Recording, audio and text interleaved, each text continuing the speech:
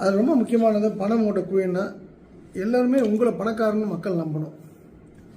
நீங்கள் மில்லியனர் நம்பணும், நீங்கள் பில்லியனர் நம்பணும். அப்போ அதை நம்பணும் அப்படின்னா அது ஒரே ஒரு விஷயந்தான்.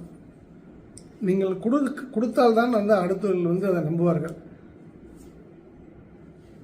இப்போ ஒரு 2 நாளைக்கு முன்னாடி கோயிலேருந்து அந்த கோயிலுக்கு எனக்கு சம்மந்தம் இல்லை. அது ஏதோ கிராமத்து கோயில். ஆக்சுவலாக அதுக்கு நான் பண்ணக்கூடாது.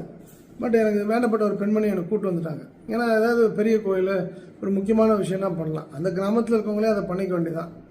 ஆனால் அவங்க வராங்க 5 பேர் 6 பேர் நம்மளை தேடி வராங்கன்னா அப்போ நம்மகிட்ட பணம் இருக்குது, அதனால தான் நான் கேட்க வராங்க.